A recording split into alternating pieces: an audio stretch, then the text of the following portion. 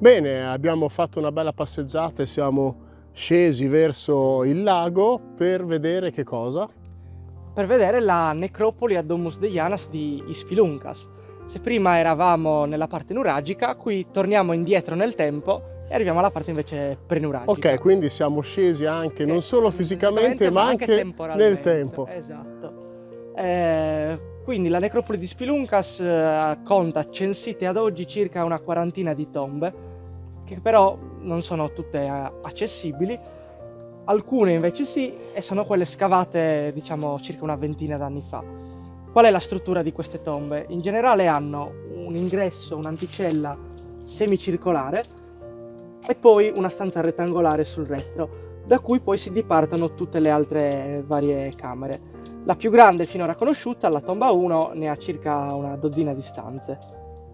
Perché questa forma?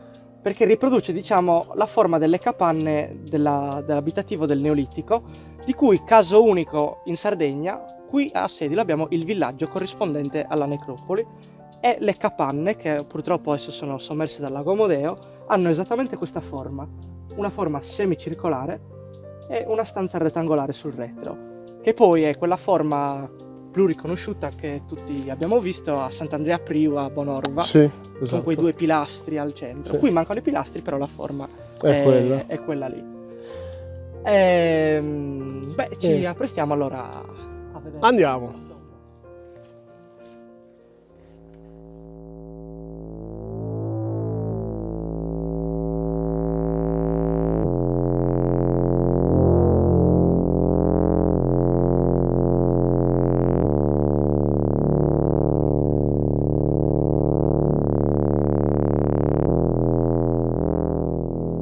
Quindi sostanzialmente, cioè, chi ha scoperto le tombe per la prima volta non ha fatto altro che effettuare una perlustrazione, anche casualmente. Sì, insomma. ma diciamo che qui le tombe sono conosciute a memoria d'uomo dai pastori.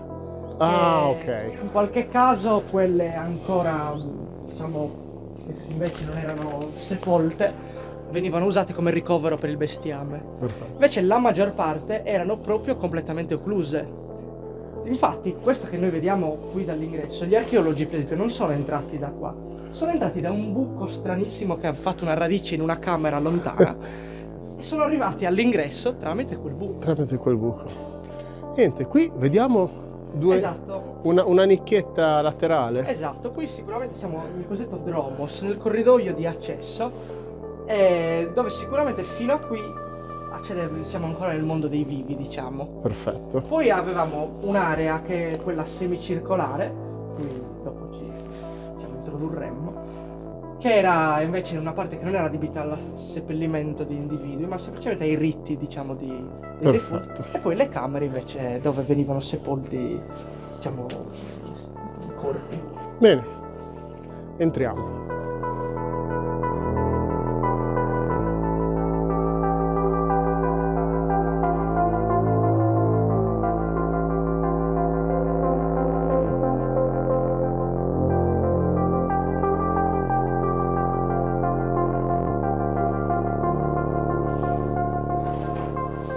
Ecco, quindi questa è, diciamo, quell'atrio, perdonami il termine, a semicirconferenza sostanzialmente, che poi dà ingresso per tutte le celle. Esatto, sì. Ed era quasi sicuramente l'ambiente, diciamo, principale di tutte le domus. Da cosa lo capiamo? Perché quello che era più decorato. Allora, le domus adesso noi le vediamo grigie e, diciamo così, in realtà erano completamente dipinte e intonacate. Questa qui conserva ancora tracce di intonaco, di pittura e di scultura, addirittura. Una traccia di scultura è la trave, per esempio, che riproduce le travi del soffitto delle capanne e la cerniera della porta, con i pilastri e gli architravi, che poi viene, diciamo, si raccorda sul soffitto tramite un anello, che quindi il tetto di una capanna, no, le travi e l'anello di raccordo. Poi vediamo qui, alla mia sinistra, si intuisce un pilastro scolpito, che deve essere uno dei pilastri laterali, che ancora conserva l'intonaco originale rosso. Bello. E quindi questa camera era policroma, almeno per 3 colori. I pilastri rossi e la parete nera e bianca. Vedete, questo è l'intonaco nero. E poi ci sono tracce di intonaco bianco e ocra. Quindi immaginiamocela a colori, doveva essere uno spettacolo e parliamo di circa 4000 a.C. 4000 avanti. Quindi un intonaco che ha 6000 anni Mamma mia, ragazzi. ed è ancora qua. Le costruzioni che noi facciamo attualmente o gli intonaci hanno questa capacità di resistenza? No, penso proprio di no. Assolutamente no. Anche perché ogni tanto sappiamo bene che qualcosa viene giù. E una curiosità, quindi praticamente anche questa è una traccia, diciamo, di colore nero sostanzialmente, No. o forse è dovuto all'allagamento? Esatto, questo è più che l'allagamento, il riempimento della camera. Come vi dicevo, la camera era piena di terra fino a questo livello qua, come vedete, no? Quindi gli archeologi sono entrati da lì.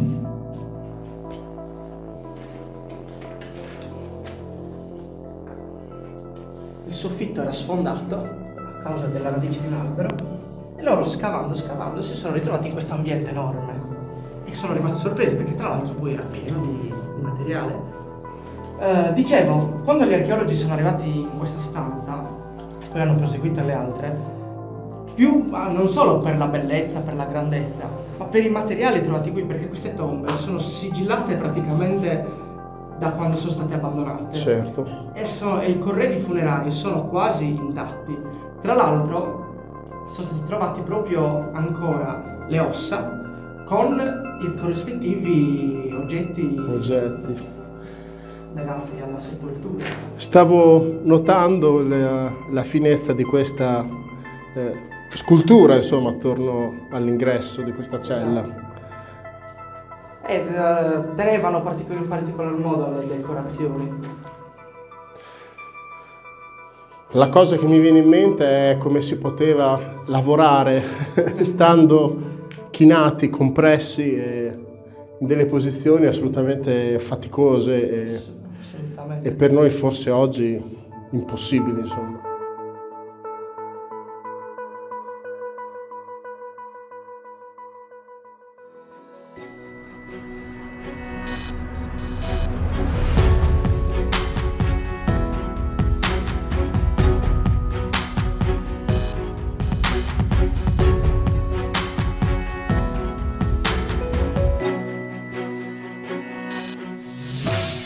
Bene, ci troviamo di fronte ad un'altra meraviglia.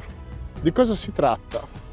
Siamo davanti a una delle 2 tombe dei giganti del complesso nuragico di Loi, quella sicuramente meglio conservata.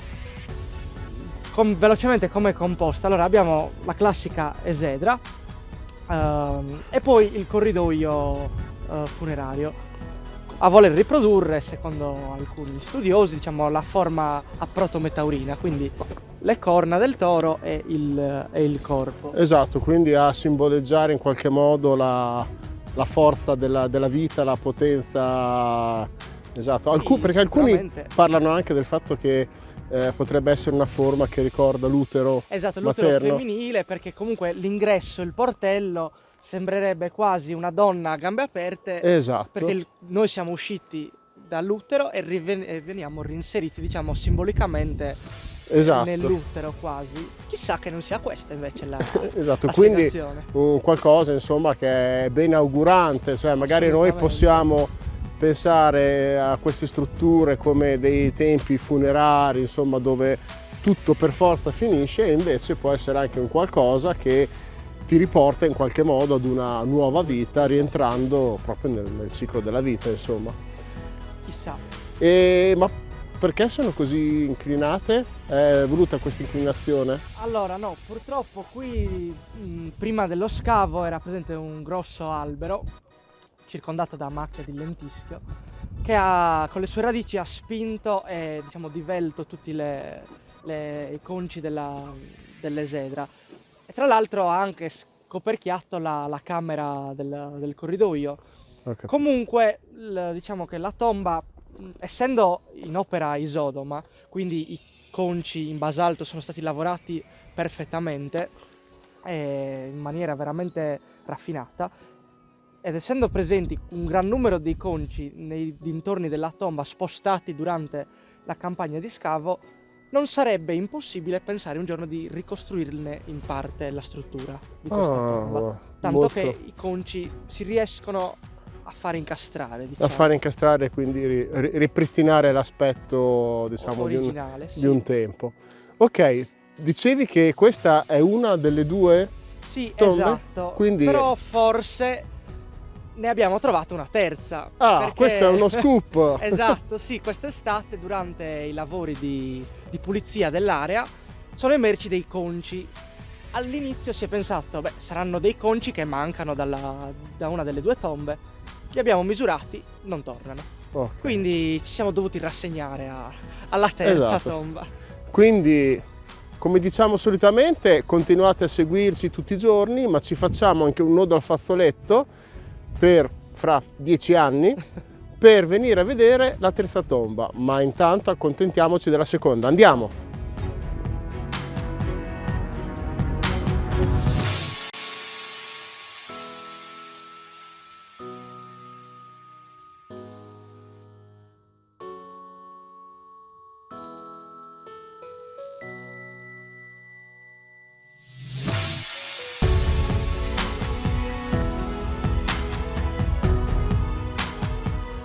Ci troviamo davanti alla sorella maggiore forse dell'altra tomba, perché purtroppo essendo molto più rovinata certe volte non la si apprezza molto, però questa tomba intera doveva essere veramente uno spettacolo, Okay. soprattutto per la grandezza, perché è lunga quasi un terzo in più rispetto All'altra. soprattutto per l'apertura anche delle Esatto, esedra. anche perché comunque, anche se è rovinata, si riesce comunque ad apprezzare l'apertura dell'esedra. Sì, E e soprattutto la poi particolarità anche di questa prospettiva, che noi dobbiamo immaginarci la facciata di questa tomba. Si è misurato che i conci dell'abside che vediamo lì sono soltanto due, ce ne sono altri due ancora sopra che sono adesso disseminati nell'area, e l'altezza totale doveva sfiorare i 3,5 metri almeno di Esatto. facciata. Ma Quindi perdona la domanda stupida, ma questi giganti, ma quanto erano alti?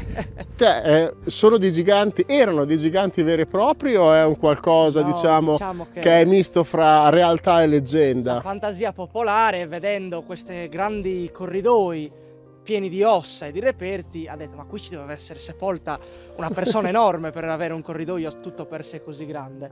In realtà erano tombe collettive. Ho capito. Non si sa se collettive ristrette a una cerchia familiare, a una casta, oppure collettive nel senso di tutta la popolazione. Perfetto. Comunque- Sono stati rinvenuti anche oggetti rituali o... Allora, in questa tomba qui no, perché era comunque già rovinata in tempi antichi.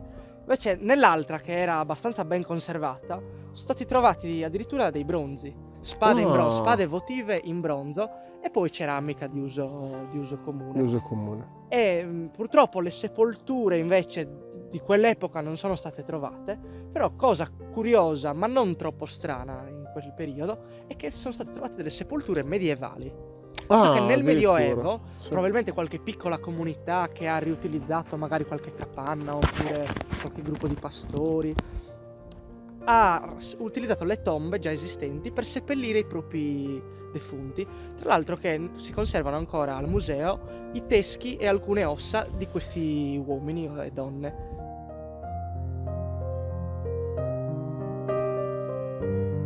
Ecco, ci troviamo di fronte ad un'altra meraviglia che è presente in questo parco, un'altra testimonianza del passato. Sì, è un piccolo dolmen che curiosamente è rimasto intatto. Qui ci troviamo praticamente in mezzo a quello che doveva essere il villaggio, l'estensione del villaggio, che ancora non è stato scavato e che è come si presentava fino a prima dell'inizio degli scavi. Quindi siamo sopra il Esatto, villaggio. sopra le capanne si possono intravedere alcuni muri anche del perimetro di alcune capanne. È curioso pensare che il dolmen sia rimasto intatto fino ai giorni nostri, trovandosi all'interno di un villaggio. Ci testimonia un grande rispetto degli abitanti per una cultura passata, perché i dolmen appartengono alla cultura neolitica, mentre qui il villaggio ci troviamo nell'età del bronzo, stiamo parlando di quasi 1000 anni dopo. 1000 anni dopo. E loro hanno rispettato, diciamo, il luogo, la sacralità del monumento, probabilmente includendolo nella loro vita, nella loro quotidianità, ma senza distruggerlo, senza demolirlo. Cosa che forse noi al giorno d'oggi un po' abbiamo perso, perché quello che già non ci piace più, che era del nostro passato, molte volte Esatto. tendiamo a rimuoverlo. Però ogni tanto ci ripensiamo e tornano le cose vintage, eccetera, eccetera. Per cui forse anche loro hanno pensato a queste cose. Esatto. Perfetto, ok, torniamo Ci avviamo. verso l'uscita per la conclusione. Siamo giunti alla conclusione di questa meravigliosa visita. Ringraziamo tantissimo Nicola e l'associazione di cui fa parte, che è la... Stazione archeologica Eloi. Ecco, le persone che vogliono visitare questo sito oppure il museo, eccetera, dove possono trovare informazioni e come possono contattarvi? Allora, noi siamo disponibili, diciamo, abbiamo un sito internet che è www.iloisedilo.org, dove potete trovare i nostri contatti per poter visitare il sito, il museo archeologico, ma anche semplicemente per fare delle escursioni nel territorio. Perfetto. Abbiamo una pagina Facebook che è sempre Iloi Sedilo e poi una pagina Instagram che è sempre Iloi Sedilo. Perfetto. Non ci rimane altro che ricordarvi di seguirci e di seguire le nostre pagine Facebook, Instagram e YouTube, e mi raccomando, venite a visitare questo incredibile parco. A prestissimo con altre avventure, novità e visite. Ciao! Ciao!